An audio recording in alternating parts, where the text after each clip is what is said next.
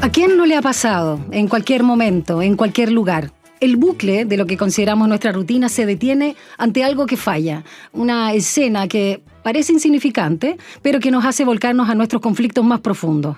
Una escena en la que alguien se juega un pedazo de vida, sin saber bien qué está en riesgo ni qué es exactamente la vida.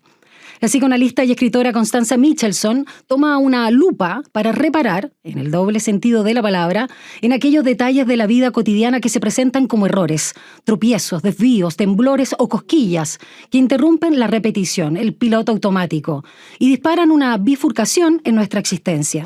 Escenas, dice la psicoanalista chilena, a las que llama microdramas. Viendo esas pequeñas contradicciones, mentiras, recuerdos y sentimientos falsos, Michelson nos muestra cómo nos acercamos a la verdad, cómo nos hacemos trampa y cómo no sabemos lidiar con el vacío que nos queda por la pérdida. También nos habla del hambre de hambre, del impulso por querer ser otro u otra a través de un gesto trivial, partículas todas que conforman al ser humano en su fragilidad, en su horror y también en su belleza. Los microdramas nos desplazan hacia una nueva ubicación y desde ese otro lugar en que nos movemos obligados a estar, surge una sensación, una idea o verdad que transforma un día cualquiera en un punto de inflexión y ahí emerge la posibilidad de la verdadera proeza. Así como en Edipo y las tragedias griegas, el centro no es la gran epopeya, sino el conflicto íntimo, el viaje como transformación, qué hacer frente a la encrucijada, y la intuición de que no es un callejón sin salida, que siempre se abren nuevas oportunidades para seguir sosteniendo la vida, siendo valiente en lo pequeño.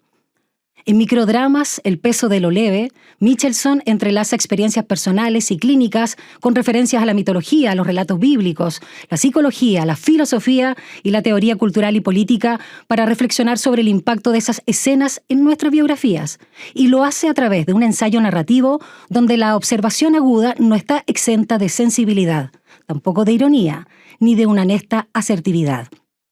La agudeza intelectual de Constanza Michelson no solo sigue sorprendiéndonos, sino que la consagra como una de las pensadoras contemporáneas más interesantes de nuestros tiempos. Y estamos esta tarde acá en Frecuencia Literaria una vez más con la querida Constanza Michelson, ya te lo decía, psicoanalista, escritora y columnista, psicóloga además de la Universidad Diego Portales y magíster en psicoanálisis, y autora, entre otros libros, de Nostalgia del desastre, Hacer la noche, Neuróticos, 50 sombras de Freud y Hasta que valga la pena vivir. Hoy nos convoca estos microdramas, entonces, El peso de lo leve, que ha sido publicado por Paidós de la editorial Planeta.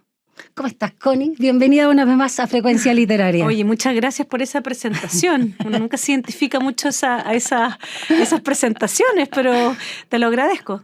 Yo te pregunto, ¿entendí? Sí, entendiste. Ya. Un detalle. Por favor, porque dudas tengo. Sí, no necesariamente son historias personales y clínicas sí que no son. Ah, en tu libro, ya. Sí, perfecto. no. ¿Sabes quién me dijo eso? Un editor con F. No, Porque hablamos de Anne Dufourmantel en el caso de Amor. Ah, que ella sí, es que bueno, en ese libro de Anne Dufourmantel sobre En caso de amor, una vez hablé con las editoras, hay un caso que es clínico. Mira, lo presentan como que es clínico, que es el más heavy, que el que se atrevió a escribir, que yo creo que hoy día no se podría mucho escribir. Ahí léanselo, pero sí, para mí ese libro tiene un caso. Ya, sí, perfecto. Y en el tuyo no hay clínica, no hay casos que recojas de la clínica. No hay casos clínicos. Perfecto. No, perfecto. No tendría que decirlo, no son casos clínicos y son observaciones, cosas que escucho, cosas que veo, cosas que están ficcionadas, mezclas de historias. Bueno, es ficción. Sí. Y con voces bien también... y con narradores distintos. Exacto. Se trata de hacer. Con voces variopintas, digamos, desde los distintos lugares donde te paras. Y es un libro que tú en el último capítulo nos aclaras, ¿no? Que parte luego de otra idea, ¿no? De un libro que no llegó a escribirse o a terminarse, un proyecto ambicioso, donde tú decías que querías regresar, en este caso, a los griegos, a los relatos antiguos, y todo tu interés por los mitos y el interés específico en Edipo. ¿Qué pasó ahí entre medio? Pasó entre medio que... Bueno, la vida. Claro, efectivamente. Sí, empiezo a interesarme por estos relatos antiguos. No sé bien cómo llego, pero supongo que algo leí por ahí, entonces me caigo en cuenta que volver a estos relatos antiguos se puede hacer desde distintos lugares, y uno de ellos es leerlos un poco como, bueno, los primeros, no sé, psicólogos, en cierto sentido, los relatos bíblicos, la mitología griega, bueno. No soy la primera que se le ocurre eso, evidentemente. Entonces empiezo a leer sobre eso, tomé cursos sobre eso y estaba fascinada con esto. Y digo, bueno, ¿qué construyo? Y ahí es donde viene la megalomanía de hacer el gran proyecto que no funcionó. Y digo, bueno, voy a partir con Edipo. Tenía una ruta, ¿no? Que era partir un poco por las historias que no tienen salida, como Edipo, que después creo que sí hay una salida, pero lo podemos discutir después. La tragedia es tragedia porque no tiene salida, digamos, ¿no? A los relatos bíblicos donde sí la hay, ¿sí? Entonces digo, bueno, eso también pasa, digamos, en la vida de una persona, ¿no? Los momentos donde el mundo se hunde, donde el mundo está cerrado, y luego, ¿cómo puede ser que una palabra o algo, ¿no?, pueda fabricar tiempo en una mente, ¿no? Una crisis mental yo la entendería como la caída del tiempo. No hay mañana, todo es yo, todo es ahora, crisis, ¿no? Entonces, bueno, ese era el proyecto, pero como digo, de Edipo no pude pasar. Me empecé a quedar pegada en Edipo y a entender, pero entender algo también de Edipo, que Edipo no es solo la historia la más polémica, digamos, así que dormía con la mamá, que creía que era un rey súper bacán, que creía que avanzaba y estaba teniendo sexo con la mamá. Incesto y parricidio. Incesto y parricidio. Sino que tiene una historia larga, Edipo. Edipo viene como de todo el linaje de la Tebas mítica, donde el conflicto político y el conflicto como el escándalo, digamos, familiar, se intersectan. Bueno, y eso, quizás para el libro que viene ya estoy pensando en eso, que no era el primer proyecto que tenía, sino que era precisamente pensar cómo los microdramas tal vez, o cómo los síntomas personales, claro, se expresan en una vida, en un cuerpo, en una historia, en una microhistoria, pero están hablando de la historia con mayúscula también. Creo que Edipo también habla de eso. Bueno, como sea, me quedé pegada en Edipo y de pronto empecé a ver que, claro, estos grandes macrodramas, no sé, estaban al lado. Y me empecé a entretener escribiéndolo. Y ahí apareció la idea del microdrama. Y primero me resultó muy divertido. Después dije, bueno, no, creo que aquí hay algo. Bueno, hagamos algo con esto. Así que así, partió de un fallo. Exacto, de un propio microdrama. Connie, y más allá de ponerle nombre y esa, digamos, posibilidad de ver algo que nos sucede a todos los seres humanos, ¿cuánta conciencia con ese? Ya que también hay uno de los relatos que habla de eso mismo. Esos encuentros entre filósofos y reuniones, eventos son geniales y son muy verosímiles, ¿no? Uno se los imagina. Pero ¿cuánta conciencia tenemos de estos microdramas? ¿Siempre hay conciencia por justamente esto que se te mueve y como el error, lo que hablábamos un poquito de nuestra propia Matrix? ¿O la verdad es que podemos llevarlos al olvido y pecar en ese sentido? A ver, hay un microdrama que se llama, creo que le puse la mente en crisis, no me acuerdo. Bueno, y es un encuentro entre científicos y psiquiatras. ¿Qué ocurrió? ¿Qué ocurrió? Pero está ficcionado en el sentido, yo la verdad es que yo siempre estoy haciendo eso, como, bueno, el psicoanálisis hace un poco eso, de una situación, depende en qué clave tú la narres y ya tienes una historia. Algo puede ser una historia o simplemente puede ser un acontecimiento que todos olvidaron, ¿no? Pero ahí pasa algo, yo me he dado cuenta bueno, y sobre también toda la cuestión de la inteligencia artificial, están todos dándose de cabeza de qué es la conciencia con ese, digamos, ¿no? O sea, entre estar como consciente, despierto y no estarlo. Y desde la ciencia está esa pregunta muy, muy arriba, ¿qué es la conciencia? ¿La inteligencia artificial tendrá o no tendrá conciencia? Yo decía, bueno, pero es como... Entonces, y esto sí pasó. Yo fui a un encuentro sobre la conciencia, entonces hay unos científicos contaban algo bien interesante, que decían que ya existen de estas interfaces donde una persona que ha perdido, qué sé yo, movilidad, etcétera, puede, como, no es telepatía, digamos, pero puede mandar la orden, ¿no?, a la máquina para entonces, qué sé yo, mover el brazo o dar una instrucción, ¿no? Entonces, había otro científico al lado que decía, no, y yo les preguntaba, bueno, pero esa interfaz en el fondo va a poder leer lo que tú quieres decir conscientemente, pero ¿qué pasa con lo que tú no quieres decir? Y es más, con las cosas que no son tan conscientes, ¿no? Con la inconsciencia o con el inconsciente. Entonces, el científico dice, bueno, teóricamente sí, también va a poder pasar. Entonces, el otro científico dice, sí, pero esta cuestión va a ser todo con password. Entonces, el otro decía, sí, pero igual se puede hackear. Entonces, era muy gracioso y de eso se trataba ese microdrama. Yo pensaba, claro, la ciencia se da de cabeza de qué es la conciencia con ese. Pero la pregunta que está en estos relatos antiguos, con lo que se pegaban en la cabeza estos antiguos, digamos, nuestros ancestros, es ¿qué es la conciencia sin ese? O sea, la conciencia ética. ¿Y qué es la conciencia ética? Bueno, en el microdrama está, no importa si eres tan consciente o no consciente desde el punto de vista de estar atento, despierto, darte cuenta. Pero una encrucijada es... no sé, te pasó algo durante el día. Ahora mismo puedo contarle, sí, está ahí supuesto. el baño, hay un cartel en el baño, ¿no? Y decía, Claro. bueno, esto es un microdrama. Depende de cómo uno lo cuente, que dice, por favor, acuérdese de tirar la cadena. Y dije, pero ¿cómo puede ser que alguien no tire la cadena? Claro. Entonces, no tenga esa conciencia. No tenga esa conciencia. Y bueno, tiré la cadena y cuando me lavaba las manos me fijé que estaba mal tirada. Entonces, bueno, la cadena, que yo creo que hay que arreglarle para facilitarlo. Pero ahí ya tienes, o sea, no Entiendo. importa qué tan consciente eres o no, la conciencia ética, que uno puede decir, no es un gran dilema, es, estás apurada, no sé, la vuelves a tirar, esperas que se llene y la tiras de nuevo. Oh, ya no importa, ¿qué tanto? Sí, ya. ¿Qué tanto? Bueno, Sí. todo el día estamos viviendo situaciones de ese tipo.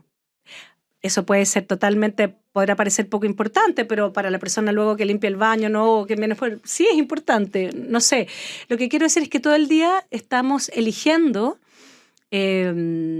en cosas pequeñas, si tú quieres, pero que arman un mundo. Te puede cambiar el mood, si tú quieres, ¿no? El ánimo incluso. El mundo que se puede armar en torno a ese baño que está ahí. También, ¿no? claro. Pero internamente con ese gesto de que no se te va también, la tontera de la cadena, también tú puedes decir, ay, pucha, todo funciona mal y extrapolarlo, por ejemplo. También, por ejemplo, pero voy a algo más pequeño. Ya, más pequeño. El mundo que se arma en torno a eso. Entre quien se enojó, entre que echarle la culpa a la persona que nunca tira la cadena, o sea, ¿me entiendes? Sí, ya, sí. Y ahí ya tiene, o sea, siempre estamos hablando, y también en este libro quería discutir con eso, como con la teoría de el mundo, ¿no? El mundo es el pedazo donde nosotros somos responsables de lo que hacemos. Ahí caben los microdramas y eso, seas consciente o no con ese, implica siempre una ética, no una moral, una ética que es la pregunta ¿qué vas a hacer o qué hiciste? Claro. Luego podrás decir estuve bien, estuve mal, lo haría de otra manera. Esa zona es la que a mí me interesa, de esa otra conciencia. Y que, por cierto, recuerdes, la conciencia, o sea, el libro del Génesis parte con eso, digamos, ¿cierto? Está el primer no de esa historia, que están estos seres piluchos ahí, que no se sabe, son niños, bacterias, pero no tienen el problema ni la vergüenza, no tienen el problema de tirar la cadena. Exacto. ¿No? Todo está dado. Y de repente un no, el letrero. Acuérdate de esto. Sí, sí. Y que, bueno, y van y transgreden, o sea, en ese mismo momento en que aparece ese no, aparecen varias cosas. La ley, la conciencia ética, porque estás obligado a elegir, o sea, la playa nudista se te acabó en el sentido de que hay que elegir. Entonces aparece el mal y la libertad al mismo tiempo. Bueno, y ellos se comen la manzana, ¿no? ¿Y qué es lo que hacen? No se acuerda. Este narrador, sí, ¿cierto? Que sí. está ahí, Dios dice, bueno, ¿qué hiciste? Y Adán dice, no, fue esta mujer. Fue culpa de Eva. De ella. Y Eva claro. que dice, no, fue la serpiente. La serpiente. O sea, la insidia. Ya, lo que quiero decir es que esta cuestión de la ética, decir, ¿sabes qué? Igual que Edipo, yo fui... claro. O sea, pasan como muchos capítulos antes que en la Biblia alguien diga, acá estoy, digamos. Pero muchas generaciones. Sí. Muchas. Sí. Bueno, en la vida, medio que también, po. O sea, esa cosa de los niños, crecer, que significa también poder asumir los actos, yo creo que nunca está totalmente logrado, siempre lo estamos como evadiendo, y es un proceso, po. Me acordé del tema del diente definitivo, ¿no? Y todo eso, está muy bueno ese capítulo. A ver, aquí quiero también meterme con la incomodidad, bajando también al microdrama. La incomodidad, ya lo decías tú también, un titubeo, el desvío. Y el concepto de uno de los epígrafos que están en tu libro, y quiero relacionarlo con los microdramas, que tú los sacas de Sófocles en Antígona, que tiene que ver con el deinón, ¿no? Y ese concepto griego, donde también tú luego vas armando todo tu libro respecto a esa torpeza y contradicción humana que es muy bella. Y la genialidad también del deinón, ¿no? Expliquemos ese concepto y cómo se relaciona con los microdramas. O sea, lo que me interesó de ese epígrafe es lo intraducible de la palabra. O sea, que es, ¿cómo decir? Lo terrible del ser humano, pero al mismo tiempo su genialidad, ¿no? Y que ¿Es el mal genio? No necesariamente. Es una forma de acercarse. es el daemon. Daemon, eso. Es el daemon, tienes razón. El genio. Tiene el genio. El mal genio. ¿Y el que te deinon? toma. El deinon Deinon. es esa cualidad. Única. Sí, que es, o sea, por eso insisto que, porque dije la palabra deinon en esa Sí, cita, sí. porque dice, no se puede traducir, Sí. porque ¿cómo traduces algo que es terrible, o sea, la desmesura de lo humano? O sea, es como decir, esta cuestión de la inteligencia artificial, es como decir, esta cuestión es increíble, pero es terrible al mismo tiempo. Perfecto. Y si te fijas, es como, no sé, pues esto, no sé si viste ahora la Odisea. No, la quiero ver, de hecho, te voy a preguntar. Bueno, Sí. pero ahí, o sea, uno dice, esta cuestión es como, o sea, lo terrible, la guerra, como muestran la parte como, o sea, guerrera, y después la culpa, que bueno, algunos critican que, bueno, que eso nada que ver, que era más bien la gloria, pero bueno, esa es la de Nolan, que es también decir, o sea, esta cuestión como las historias antiguas yo encuentro que logran, como los cuentos, ¿te acuerdas? Como de cuando chicas que lograban tener esa cosa fascinante, que eran como terribles, o sea, el Hansel y Gretel, te iba a decir lo mismo, sí. Terribles, pero ¿por qué son tan fascinantes? Yo creo que algo tienen que logran como captar precisamente, o cabe, uno puede entrar y decir, bueno, puede tocar todas tus partes, digamos, las partes más oscuras y las partes luminosas, pero a ver además cómo las partes oscuras y luminosas a veces no están separadas, sino que están enrevesadas. Lograr eso es súper difícil, encuentro yo, en la literatura trabaja con eso, pero me parece que en el discurso, en la moral, las personas todo el tiempo estamos tratando de separar eso, ¿no? Sé que te escucho, Connie, y estoy tratando de tomar, hacer una palabra que pueda acercarse al menos al deinon y no logro encontrarla, pero como que hay algo interno, que no sé si es la intuición propiamente tal, que me hace decir, sí, ya sé a lo que te refieres, pero no logro ponerle una palabra. ¿Te pasa? Me pasa lo mismo, porque es como eso que te deja medio sin palabras de repente de lo humano y que tú dices, bueno, esta cuestión es buena o mala, bueno, no sé, las dos cosas. Es claro, todo al mismo tiempo. Todo al mismo tiempo, eso existe. Como la película esa. Ya, vamos con el comienzo, porque me encanta como partes, me sentí identificada y creo que muchas personas, a propósito también de lo que vemos en los reels, en esta crónica de un impulso, querer ser otra, ¿no? Y este gesto de agarrar las tijeras y cortar un mechón de pelo sin medir, sin simetría además. Y acá tú dices algo muy bonito, rescate esta frase. Una chasquilla, bueno, es un corte mínimo que cambia el encuadre. Apenas unos centímetros de pelo sobre la frente y sin embargo la mirada se organiza. Y esto de querer, ¿no? Finalmente ser otra, aunque sean 2 minutos rápido, bueno, y todas las consecuencias que hay desde que tu hijo te desconozcan y qué te hiciste, hasta, no sé, pues sentir que no te queda bien la chasquilla. Hablemos de ese gesto muy trivial. O sea, lo que trataba de pensar, bueno, varias cosas ahí, pero una es esta idea de moverse 1 milímetro de uno mismo como para pensar otra cosa, ¿y por qué en un segundo? No después de ir no tengo idea, a terapia o al gimnasio o a hacer dieta o mejorar no sé qué cosa o hacer un curso de algo, porque hoy día también, o sea, como que no me acuerdo qué autor decía, hoy día no basta existir, sino que hay como que mejorarse, digamos, hay que como estar en un mejoramiento continuo para ser un mejor sí mismo. Yo no buscaba esa idea, sino que buscaba otra, que es más bien la idea de esta cosa como cuando de repente, ¿qué situaciones puede ser?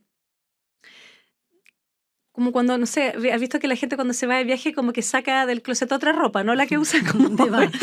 Claro. Y uno dice, como que juegas a ser otra persona sin necesidad de ningún mejoramiento. O la fiesta que tú también mencionas en la fiesta.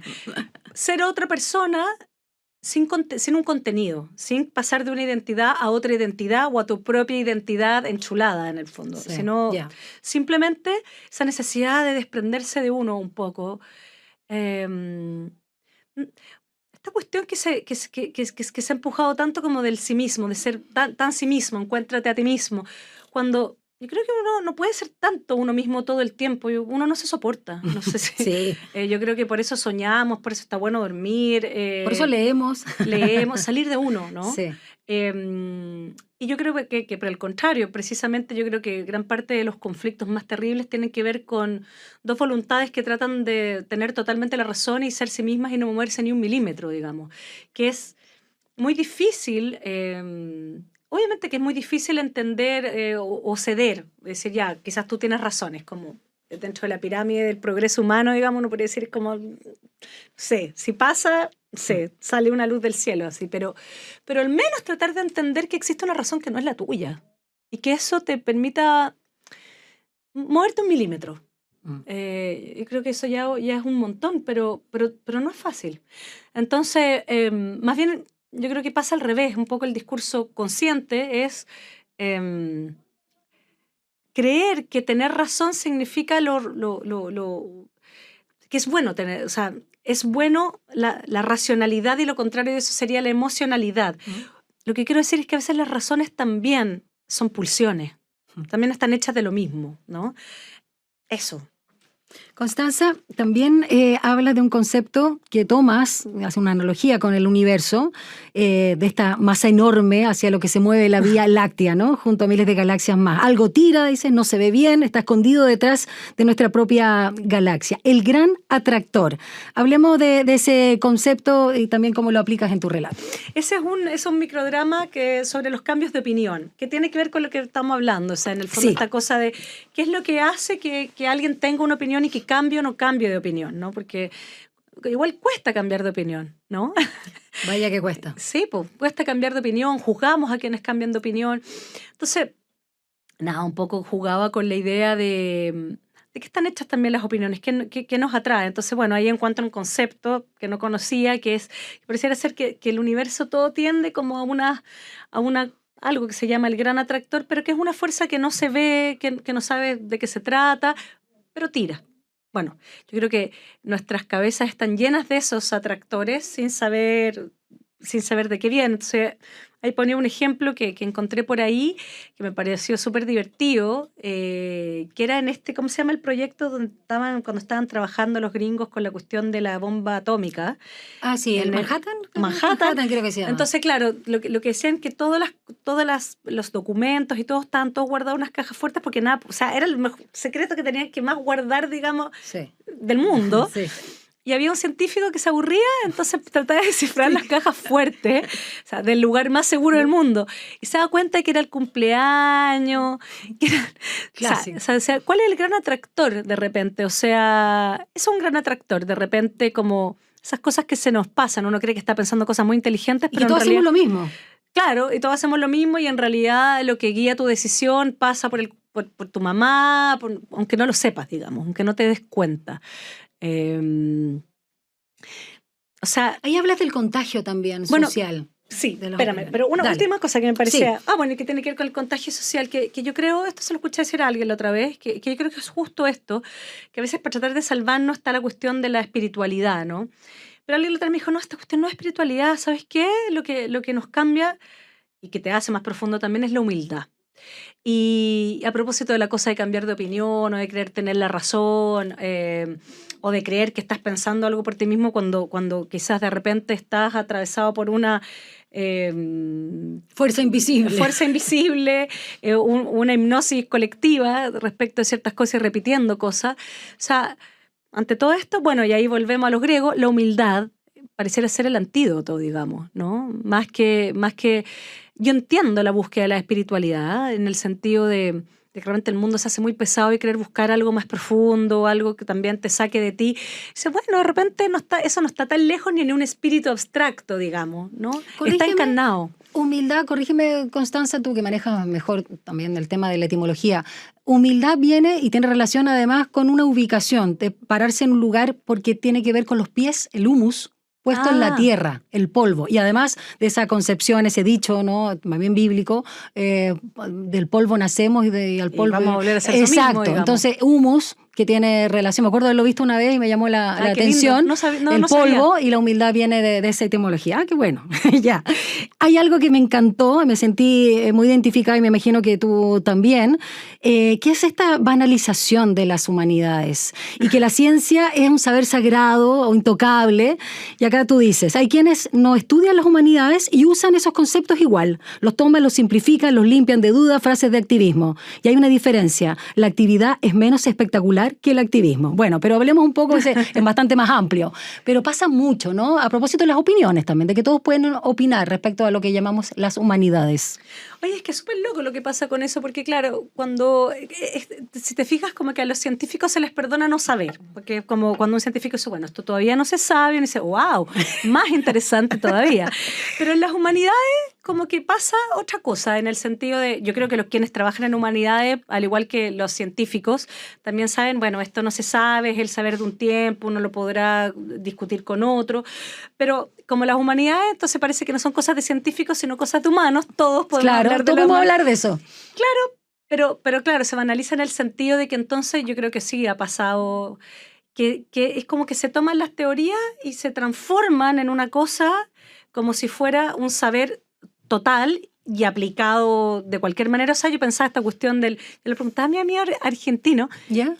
¿me pueden explicar este anti-argentinismo que Sí. se dio con el Mundial? Sí. Y aplicando unas teorías de coloniales, de no sé qué, yo dije, pero es que, ¿qué es esto? O sea, ya esto, leí la columna más divertida que leí al respecto, decía, bueno, es que Estados Unidos entró al Mundial, si eso es todo, digamos. O sea, todas estas cabezas críticas no se dan cuenta que en el fondo están colonizados por este discurso gringo que aplica las teorías como se aplica, no sé, la mayonesa a la hamburguesa, no tengo idea, pero de una manera que sí se banaliza, pero en esa banalización hay un mal. O sea, el mal es la generalización, porque al igual que la cosa del espíritu, o sea, generalizar la abstracción, la teoría, hablar del todo, hace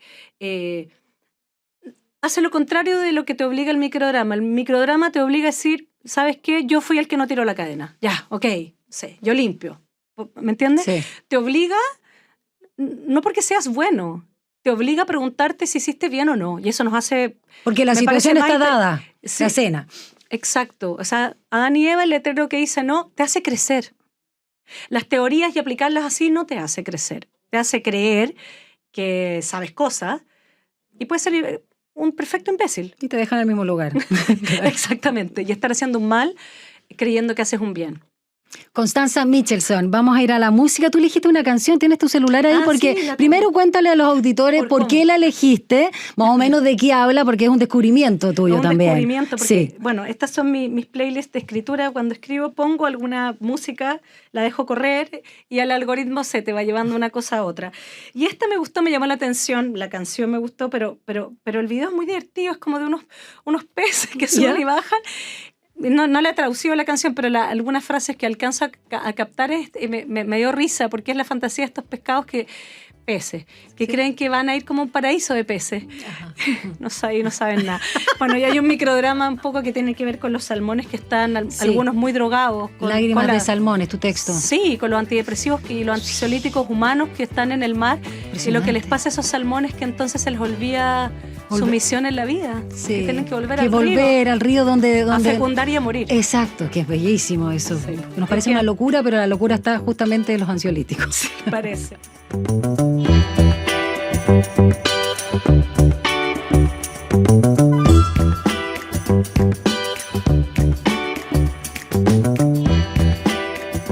Connie, me gustaría que leyeras, para que compartieras además las voces narrativas que están presentes. Aquí hay una primera persona bien interesante, pero además la forma en que tú escribes, que me parece que tiene algo además de pensamiento hablado, es muy natural, está muy bien, digamos, articulado, sin duda, y hay harta literatura en tu prosa. Bueno, ya tienes, no sé, ¿cuántos libros? Más de una... Sí, pero 10. me esfuerzo por esto. O sea, sí, quería que... Yo siempre cuando escribo, bueno, en los últimos libros tal vez les obligo a mis hijas a leer en voz alta. Ya. Y me gusta escucharlo. ¿Te gusta la musicalidad, el ritmo? Me gusta la musicalidad y sé que algo funciona solo por la musicalidad. Alguien de literatura me podría decir, bueno, está mal igual, y quizás también, pero hay algo sí en la música que no sé, ¿qué eso es? Claro. A mí cuando te leo, los libros que te he leído, que han sido 3 o 4, siempre digo, primero, ¿cómo se le ocurrió esto? Siempre digo, ¿cómo se le ocurrió esto? ¿Cómo le puso nombre? La tensión que pone, esta agudeza de la que hablaba en la introducción. Pero también esa soltura en la escritura, que es algo que se agradece. Así que te queremos escuchar te leo. en uno de tus capítulos que tiene relación solamente para dar la coordenada. La siguiente pregunta, así se llama el capítulo. ¿Quiénes somos por dentro? ¿Quiénes somos por dentro? Y este es el tercer microdrama de ese capítulo, sí. Y se llama La última vez que lo vi era yo. Voy a leer un fragmento porque puede ser un poco largo para acá. Y dice así: me sacaron algo. Dijeron que había crecido mal, que había estado ahí sin que yo lo supiera, un carcinoma. Fui a extirparlo y volví el mismo día a mi casa. Pero antes de eso, en el pabellón, pedí verlo. Las células cancerosas son, en cierto sentido, más vivas que las normales. La sana tiene un programa que le dice cuándo parar, la apoptosis. La célula cancerosa perdió ese programa, no sabe morir, se vuelve inmortal en el peor sentido. Cuando las sacan quedan vivas un rato, no siempre el mismo, depende de la temperatura del medio. Sin el cuerpo que las alojaba no pueden seguir, salvo una vez. Henrietta Lacks murió en 1951, su cáncer no. Las células que le extrajeron ese año siguen dividiéndose en laboratorios de todo el mundo. Me pregunté si lo que estaba en la bandeja era mío. Había crecido adentro mío, se había alimentado de mí, pero siguiendo sus propias reglas, sin avisarme, sin cumplir ninguna función que pudiera reconocer. ¿Cuándo una cosa deja de ser tuya aunque haya crecido de tu carne? Sí, ese pedacito, si hubiera caído al suelo sin que supiera de dónde venía, lo habría recogido con asco, como se recoge una uña o se aparta un pelo en la ducha. Hay algo en el cuerpo, separado del cuerpo, que se convierte inmediatamente en otra cosa, en un escándalo. Se pega un grito. ¿Cómo se llama ese pedacito? No tiene nombre. Nadie le da nombre a eso. Va a un frasco, va a un análisis, desaparece. Me quedé pensando en eso, en todo lo que sale de nosotros y el mundo descarta sin ceremonia. La uña, el pelo, la sangre. La placenta, que es el único órgano compartido que existe. La única carne que es simultáneamente tuya y de tu hijo y de tu madre y que termina en una bolsa de residuos patológicos o en un jardín si eres de las que hace eso. Y además el título lo encuentro maravilloso, es bastante lindo a propósito de que tú hablas, y no quiero banalizar la palabra, decir lindo, ¿no? Pero cuando tú hablas también en algunas partes del haiku, ¿no? A propósito, creo que esa entrada, la última vez que lo vi era yo, o ese pedacito que no tiene nombre, me pareció maravilloso. Y quiero tomar eso a propósito de la pérdida, que tú lo tomas tanto en la línea entre la persona y la cosa, donde vuelves y dices, ¿no?, que vuelves a Freud, donde en el inconsciente, ahí recuerdas que para Freud no existe la muerte, y la muerte no tiene imagen, es un agujero. Y otra mirada en Perder y Perderse, otro de los capítulos, el ma de los japoneses. Hablemos de ese vacío que nos queda con la pérdida, porque claro, uno ya tiene descartado como desecho esa uña, ese pelo, pero no ese pedacito de carne que tú estabas nombrando. Y por eso es bien significativo que si bien le tenemos un nombre al útero como órgano, y vaya que fue demonizado, y también tú lo cuentas ahí en varias partes, no solo por el tema de la histeria, que andaba vagando, no sé, una cosa muy extraña, muy esotérica, propia de los masculinos de la época, que el útero, si bien tiene nombre y todo, nunca hemos visto hasta ahora, el libro. Porque en tu libro hay algo, una fotografía que yo dije, oye, la cabeza de un bovino, ¿por qué me puso esta cabeza de bovino? Y no, y es un útero. Pero hablemos primero del concepto de la pérdida, a propósito de esto mismo, ¿no?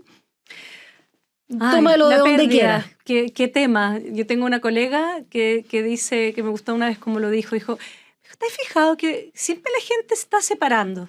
Se está separando de algo. Es como siempre un proceso de perder algo, ¿no? No solo desde el punto de vista de las parejas o las pérdidas, digamos, la muerte, sino me estoy separando en el sentido, estoy dejando esta pega o estoy dejando esta relación, me estoy separando de esta parte de mí. Escindiendo. Pero como que nunca se logra, ¿no? Siempre estamos como no suficientemente separados y tratando de separarnos de cosas que nos toman. Es difícil dejar algo, es difícil hacer también con con lo que ya no está, porque eso te... O sea, hay algo que se pierde no solamente con lo perdido, sino que uno pierde una parte de uno mismo. Nadie más te va a nombrar de la misma manera, ese dialecto con esa persona o ese momento en que viviste tal cosa, eso ya no está nunca más y es muy difícil de concebir. O sea, es como cuando uno sufre una pérdida, hay un rato donde la cabeza funciona como con una especie de negación, como que se despierta uno todos los días de la mañana y dice, chuta, esta cuestión es verdad, ¿no? Esto Sí, convencerse sí. de que esto es verdad toma tiempo. Esto pasó. Poder darle un lugar a esa pérdida que no es llenarla con otra cosa, por más que uno trate, que no está mal que uno trate, digamos, ¿sí?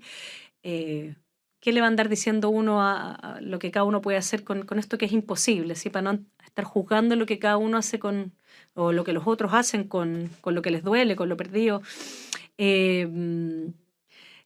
Uno queda con ese agujero. Luego, cómo uno vive con ese agujero es un invento tan singular y eso también es a algunos les saldrá mejor que a otros, para unos se melancolizarán más que otros, pero también es bien impresionante esto de que podamos hacer con la ausencia, algo más que solamente enloquecer o taparla, sino que poco a poco poder ir dándole un lugar a eso. Son procesos como psicológicos súper difíciles, ¿no? Sí, eso es lo que se me ocurre respecto de la pérdida, pero además está el asunto de que por más autónomos que de pronto nos creamos, te insisto, siempre estamos separándonos de algo, siempre estamos pegados más bien a algo, agarrándonos de algo. Si no es de alguien, es de una idea, es de el anhelo de pertenecer a algo. La misma identidad de la que hablábamos también al inicio. Por eso es tan difícil tener valentía en lo pequeño, ¿no? Decir no a tu propio grupo. Es mucho más difícil decirle no a los tuyos que a los otros. Es más fácil estar peleando que los otros, echándole la culpa a los argentinos o a estos otros, que de repente estar en tu grupo y decir, oye, esta cuestión está mal. Y en relación a eso de más fácil estar peleando con los otros y a veces mantener el orden interno, a veces no, ahí calza el concepto stasis, que tú también nombras en tu libro, o que lo recoges en uno de tus capítulos, a propósito también de esa forma de habitar el mundo, pero igual está la separación, o más bien la división, si tú quieres, pero con esos otros. Acá, adentro, el orden. Afuera, la pelea. Exacto. Y el conflicto. Que es algo que hacemos todos siempre. Pero la estasis para los griegos era lo que más temían y era la guerra civil, que era ya no hacer este truco magnífico de que los de afuera sean los malos, sino que esto era la guerra entre hermanos, digamos, ¿no? Que es de las cosas más terribles, digamos, que pasa, digamos, en una ciudad, en un lugar, ¿no? Y sobre todo cuando no sabes a qué bando perteneces, ¿no? También puede parecer cuando un bando está desapareciendo, qué sé yo. Bueno, esa es la historia como de estas guerras así como... Bueno, ahí tomaba el caso de una escritora... ¿Iraní afgana? Sí. ¿No? Que decía, bueno, un día estos son los de mi lado, pero al otro día cambia la situación política y no sé, por mi nombre ya estoy del otro lado, digamos. ¿sí? Y me persiguen. O sea, una cosa muy... como jugar, digamos, como ni siquiera... es posible como tomar posición, aunque uno lo hiciera forzosamente. Entonces, la cuestión de la estasis era esto, o sea, como la lucha entre los mismos, pero lo que ahí trataba de pensar, más allá de estas guerras civiles reales, literales, son las otras guerras, como una generación sustituye a la otra, cuando, no sé, una civilización toma a la otra, pueden coexistir o no, y ahí, claro, había leído algo sobre un antropólogo, Smiliak. Sí, el último. Sí, que decía, bueno, que él decía es muy loco, que habían encontrado registros de que seguramente coexistieron los neandertales con los sapiens, pero que no se cruzaron, que él cree, y que lo ha visto en tribus más contemporáneas, donde hay un momento donde dicen, bueno, nosotros aquí no vamos a pelear, no la vamos a pelear, nos vamos solo a retirar lentamente y vamos a desaparecer, ¿no? Lo escribí un poco pensando en la gente grande, en la gente vieja, ¿no? En esta idea de cuándo es el momento sigo ahí, no sé, viendo cómo se hacen las cosas hoy día, en fin, o me voy retirando lentamente y que otro me tome el lugar, ¿no? Que creo que es un... Porque no se comparte el lenguaje, y ahí tú dices algo que a mí también siempre me ha sonado más que muy mal, me genera mucho ruido esa pregunta tan estúpida, de alguna manera, cuando cualquier persona te pregunta, alguien menor, ¿no?, de otra generación, te pregunta, ¿y cómo era en tu época? Claro. Y uno sigue, cree que esta es mi época también. O sea, todas, mientras esté viva, ¿no? Y ese desplazamiento a propósito de esas generaciones que a veces son muy intensas y que evidentemente, sí, que las conocemos en varios ámbitos, Hay generaciones más intensas que otras, ¿no? Sí, sin duda, sí. pero que te sacan, ¿no? Y tú dices que el gran dolor, de alguna manera, de la vejez no es solo... Sí, igual, dolor de cadera, qué sé yo, estábamos nosotros hablando de la menopausia, todas esas cosas. No solo el deterioro físico o la naturaleza del desgaste del cuerpo, ¿no?, sino eso que no sabe, tú terminas aislando este subsidio social del que habla Slimak, el mismo antropólogo, porque finalmente no ves que haya un espacio para ti. No hay lenguaje, no hay aceptación, no hay código. Y eso es muy, sobre todo en una sociedad también edadista como la nuestra y en la que estamos ahora, o sea, una población muy vieja, con el 0,99, ¿cachai? Ese es el tema de la natalidad acá en Chile. O sea, tenemos que pensarnos de nuevo eso, porque es muy doloroso además, muy doloroso. No, y la manera en que se sacan hoy día las personas, volviendo como a esta cosa de que me quedé pegada en el Edipo, digamos, en el libro que no resultó, estaba pegada en este asunto que tiene que ver con los microdramas, que es como el problema de asumir, todo el problema de Edipo, digamos, no era solo el incesto, sino que era que él hablaba como un rey, o sea, hablaba como habla alguien que cree que sabe. Sí, políticamente, era súper bacán, había destruido al monstruo de la ciudad, y con eso se ganó el prestigio, la reina, el trono, todo, pero hablaba en tercera persona, o sea, el culpable de la peste, que también tenía una crisis de natalidad, digamos, o sea, la peste es la detención de todo, él decía, bueno, no, el culpable es, no sé, lo va a encontrar, nunca sospechando que algo tenía que ver con eso, ¿no? Y se rectifica algo en el momento en que él dice, bueno, soy yo. Y ahí se saca los ojos y ahí todo lo que sabemos. Que yo lo comparaba con esta serie de adolescencia, cuando este niño uno sabe que él cometió el crimen desde el principio. Desde el inicio, capítulo 1, no hay un video. Pero solamente algo se ordena, te fijas, cuando en el último capítulo él dice, me voy a declarar culpable. O sea, yo fui, ¿sí? Y eso parece que no, es como un proceso, ¿no? Aunque esté el video ahí, digamos, no es automático. Pero también yo creo que me faltaba algo todavía, que es algo que he pensado después, que tiene que ver con lo traigo porque tiene que ver con lo que estás diciendo, ¿no? Y que es que me faltaba un capítulo de Edipo para pensarlo, que es de esas cosas que uno, bueno, sí, la leíste o no, pero todavía no me entraba. Y es lo que Sófocles escribe esto en desorden, digamos. Antígona es como la escribe antes, pero la última parte de la saga sería Antígona, pero él lo último que escribe es Edipo en Colono, que es Edipo ya anciano, que lo lleva a la hija. ¿Dónde vamos a enterrar a este señor, digamos? ¿No? Desterrado, que además cometió este crimen, ¿cierto? Bueno, entonces llega un rey, ¿no? En Atenas dice, acá lo vamos a recibir. Es la hospitalidad que dice, ¿sabe qué? Vamos a recibir incluso al que cometió el crimen. O sea, va a estar en la historia, va a tener un lugar. Entonces no es solamente esta cuestión de la responsabilidad personal, que yo creo que es muy importante y está cada vez más en desuso. Nuestras prácticas son muy desresponsabilizantes. El poder decir, sí, yo algo tengo que ver con esto. A también cómo pensar a propósito de lo que tú dices, es decir, cómo crear una ciudad quizás, y esa quizás el mensaje a la Tebas maldita, que no podían salir de su maldición, a que haya un rey que diga, sí, aquí también cabe no solo el extranjero, acá también cabe el viejo, digamos, que cometió un crimen. Y claro, esa es otra manera de cómo uno resuelve su propio Edipo, por cierto, pero también la ciudad, ¿sí?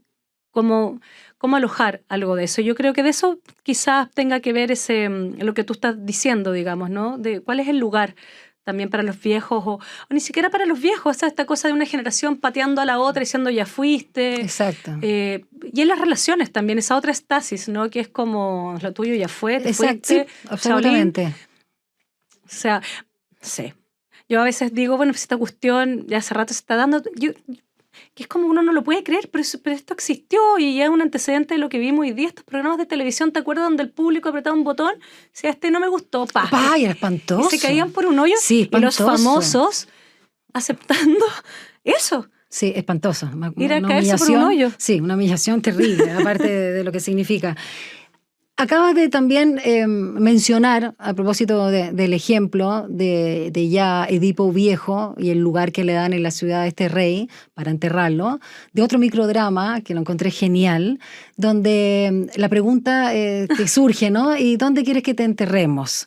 Y todo lo que genera eso, todo el amarre, toda la complicación y los conflictos y aquellas cosas que tú señalas muy bien en el libro a propósito de los ejemplos, que en el fondo nos llevamos para post-mortem, que es una locura, pensando en la conciencia, bueno, ¿cómo que seguimos jodiendo muertos? Exacto, y los pendientes que no fuimos capaces, bueno, tuvimos los cojones de resolverlo acá, los tiramos a través de alguien que queda, si es que está, también no sabemos si va a quedar o no, para cumplir esa última palabra.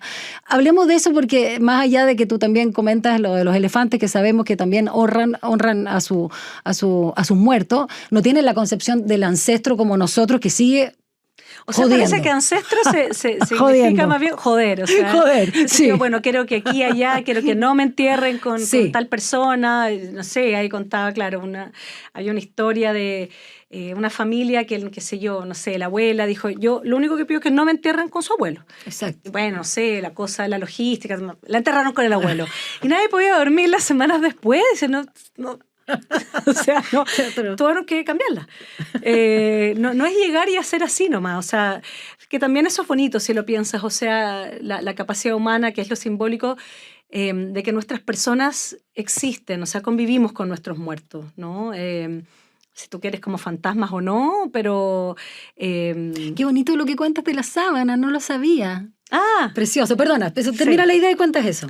No, bueno, eso, como fantasmas, pero también como ancestros, o sea, que te siguen hablando, o sea, uno a veces lleva a comparecer como a su... o comparece ante sus muertos, hay cosas de repente que arreglar, hay cosas que quedaron ahí. O sea, esto yo lo veo mucho en la clínica también, o sea, ¿cuántas historias hay? Sobre todo como de las familias que vienen como en Chile, como de las familias de inmigrantes, de los barcos, donde no hay documentos, sí. Donde yo me imagino que en Argentina está más trabajado, acá menos me parece. Si uno no sabe si en realidad ese era el nombre de su ancestro, se lo cambiaron cuando venían, tenían cualquier cosa, nadie entiende mucho nada. Pero de repente, el otro día hablaba con una genealogista que me decía, es increíble en el trabajo que yo hago, me decía, de repente empiezas a ver cuando esta gente empieza a investigar sobre su historia, que todos se mueren de lo mismo, claro. O cómo se repite un síntoma así de otra manera. Y ahí hay algo que de repente hay que hacer el gesto de empezar a ordenar esa historia, de darle lo que lugar hacen los consteladores, uno crea o no, pero sí. De darle lugar a tus muertos, de darle lugar a la lápida que faltó, cómo inscribir a alguien.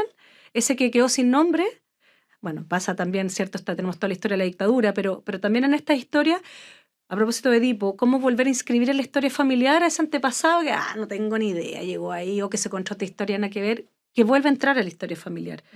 Eso va a hacer con los fantasmas si no vienen a penar, como dice, bueno, yo leía esto de que la imagen del fantasma con la sábana viene como de los sudarios antiguos. Y que había en el ritual judío se decía que claro, que había que coserlo bien, porque si no cosías bien los hilos, el fantasma se iba a salir, digamos. Entonces, la metáfora de los hilos, de coser los hilos, es precisamente esto, hacer algo con tu historia, porque si no te penan los fantasmas. No estoy diciendo que se te va a aparecer un fantasma, digamos. Sí, pero están ahí. Jodiendo. Están ahí jodiendo. Exacto. Bueno, recomiendo muchísimo. Este libro es muy, muy interesante. Sin duda te hace sentir, pensar. Y quiero solo nombrar uno de los capítulos que yo también encontré maravilloso y creo que también es súper necesario, que tiene relación, ¿no?, con la mirada del lobo en el capítulo de las mitologías. Y también, por supuesto, a propósito de lo que estamos conversando fuera de micrófono, las sirenas jubiladas. Ese fue el último que arreglé. ¿Sí? Yo lo cuento. No fue el último que escribí, pero fue el último que arreglé, porque entre medio... Algo pasó entre que empecé y terminé este libro. Me llegó la menopausia, que le contaba fuera de cámara, que como que la menopausia viene y se va, y parece que viene por oleada, y cambié opinión en todo. Qué loco eso, ¿no? Sí, así que pasó algo entre medio. Y que bueno, de eso se trata el libro, de que las cosas que te hacen, el pensamiento crítico, creo yo, no es repetir, digamos, los lenguajes universitarios, es cuando algo te pasa, uno está obligado a pensar. Sí. Me parece que, o sea, pensar, en el sentido fuerte de la palabra, a veces parte más con una tos que con, no sé, repetir una teoría. Absolutamente. Así que muchas gracias, realmente un placer leerte en esta ocasión. Gracias. Con microdramas, El peso de lo leve. Gracias, Constanza. Gracias.